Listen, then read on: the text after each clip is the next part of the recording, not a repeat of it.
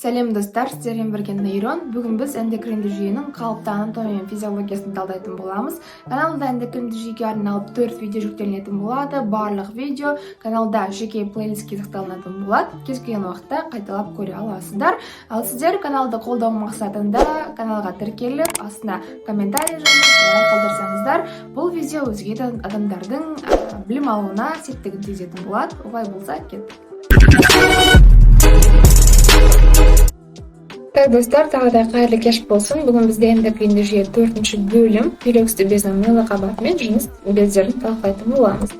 Ең бірінші, бүйрек үсті безінің мыйлы қабаты алдыңғы сабақта біз қыртысты қабаты жайлы әңгіме айтқан болатынбыз, және де бүйрек үсті безінің жалпы құрылысын айтып өткен болатынбыз. Енді мыйлы қабат гормондары бізде катехоламиндер, адреналин және де норадреналин, немесе эпинефрин және де норэпинефрин. Так, бізде бұл гормондардың ерекшеліктеріне келіп тоқталатын болсақ, біз алдыңғы сабақта ұры немесе қаш механизмі арқылы адреналиннің қызметіне шамалы мысал келтірген болатынбыз. Енді адреналиннің қандағы жоғары концентрациясы ол стресс пен физикалық жүктеме кезінде болады, оны айтқан болатынбыз. Және де адреналин мен норадреналинге организм жылдам реакция береді. Одан бөлек организмді жылдам әрі интенсивті жұмыс атқаруға дайындайды. Егер де сонымен қатар бізде норадреналин ол маңызды нерв медиаторы, яғни нерв сушаларының медиаторы, яғни нерв сушалары бірінен біріне синапстық сигналдарды, импульстар өткізер кезінде норадреналин ол бізде маңызды медиатор болып табылады. Тоже биохимия өткен кезде бұған жеке тоқталасыздар.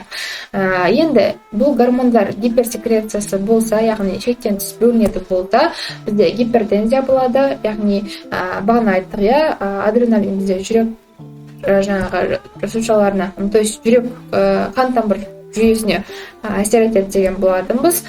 Сол себептен бізде гипертензия, яғни артериялық давлениенің, яғни артериялық қан қысымының жоғарылуына алып келеді.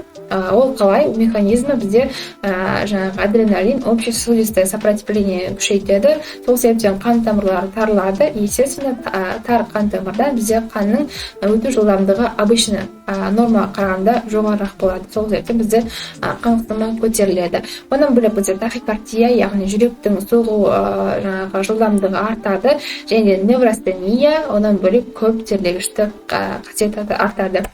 Так, бізде адреналин мен норадреналин талдап болсақ, бізде әйелдердің жыныс гормондары бірінші эстроген екенін білеміз. Олай болса, эстрогеннің қызметіне тоқталып өтсек, эстрогеннің қызметі жатырда эндометрийдің дамуына әсер етеді, миометрийдің тегіс бұлшықеттің өсуіне әсер етеді, және де органның қандануын күшейтеді. Сонымен қатар сынаптың қабаттарын қалыңдатады, сүт бездерінің өзектерін көбейтеді, жұмыртқа жасушаларының, жатыр трубкасының, сыртқы жыныс ағзаларының дамуына қатысады. Яғни біріншілік жыныстық жетілуге қатысады.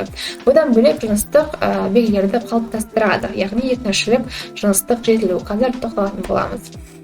Келесі гормон бізде әйелдерде прогестерон гормоны. Прогестеронның қызметі жатырдың қозғыштығын төмендетіп, окситоциннің қызметін басады. Лактогенезді тежейді, және де сүт бездерінің өсуін жоғарылатады екен.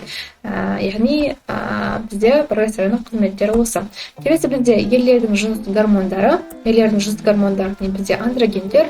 Олар сперматозоидтың пісіп жетілуіне, тестостерон деп айтамыз, сперматозоидтардың пісіп жетілуіне, біріншілік жыныстық жетілуге, яғни оның ішінде жыныс мүшелерінің, сыртқы жыныс мүшелерінің, жұмыртқа жасушасының, суық асты безінің дамуына қатысады.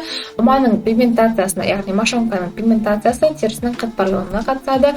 Екіншілік жыныстық жетілуге қатысады. Бізде достар, екіншілік жыныстық жетілу дегеніміз не?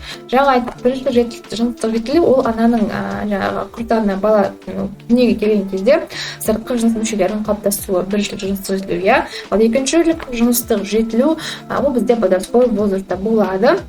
Ол кезде бізде ұлдардың дауысы, қыздардың да дауысы өзгереді, қыздардың дауысы нәзік жаққа, ұлдардың дауысы более грубый болады, ұлдардың бұлшықет мен сүйектердің өсуі жоғарылайды, жылдамдайды. Қыздардың керісінше нәзік жанды болады, қыздардың түктері өсуі төмендейді, ұлдарда түктер өсе бастайтын болады.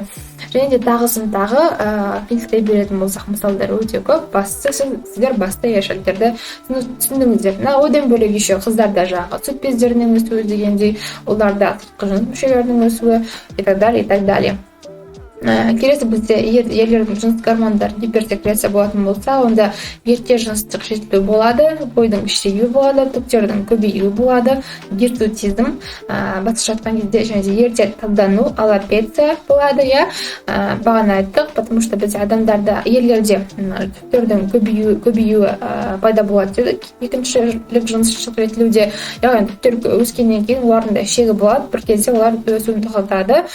Сол себептен бізде гиперсекреция кезінде аллопеция болады көбінде, және де ызақандылық болады. Себебі тестостерон гормоны ерлерге негізі мужественности беру керек. Ерлердің қаттылық сезімдерін береді, ал егер гиперсекреция болып кетсе, бұл қасиет бірнеше есе жоғарылап ызақандылық болып кетеді екен. Немесе тестостерон гормон деңгейі төмен болса, ерлерде ол истеричный ер адамдар болады. Себебі тестостерон опять-таки мужественный қасиет береді, бұл қасиет ерлерде жоқ болып қалады просто так. Сол себептен эстрогеннің ойнап кетіпті ғой деп айтып жатады ер адамдарға, көпшіліктің ер адамдарға. Так, бізде ерте жыныстық жетілу, то есть гирсутизм деңгейі мысал келтіргім келіп тұр. Егер де ер адамдарда тестостеронның деңгейі жоғарылайтын болса, әйелдерде мынандай мұрт өсу, қандай көп түкті жақтады, және де ер адамдардың мышечная масса, дене келбеті өзгере бастайды, тестостерон деңгейі көп болса әйелдерде. То есть, ал егер де ерлерде эстрогеннің деңгейі, прогестерон, пролактиннің деңгейі жоғарылап кететін болса, ер адамдарда гинекомастия, яғни сүт безінің өсуі байқалады. Келесі бізде гипосекреция, ерлердің жыныс гормондары төмен бөлінетін болса, бізде жыныстық жетілу кідіреді. Екіншілік жыныстық жетілу, және де екіншілік жыныстық жетілу мүлде болмайды екен. Достар, осымен бізде эндокринді жүйе толығымен соңына жетті. Бұл цикл дейін ба, қалай дейін плейлистке сақтап қойдым. Барлық бөлімдердің барлығын, видеолардың барлығын сіздерге ұнады және де пайдалы болды деген үміттемін. Егер де тағы да қандай системалардан осындай жүйелі видео сабақтарды көргілеріңіз келеді, маған жазсаңыздар болады. Комментарийға міндетті түрде қарап, оқып, учту, және де болашақта осындай жүйелік бойынша қалыпты анатомия физиологиясын видеоларын көбірек шығаруға тырысамын. Вы, главное, дайте мне об этом знать, если сіздерге ұнаса.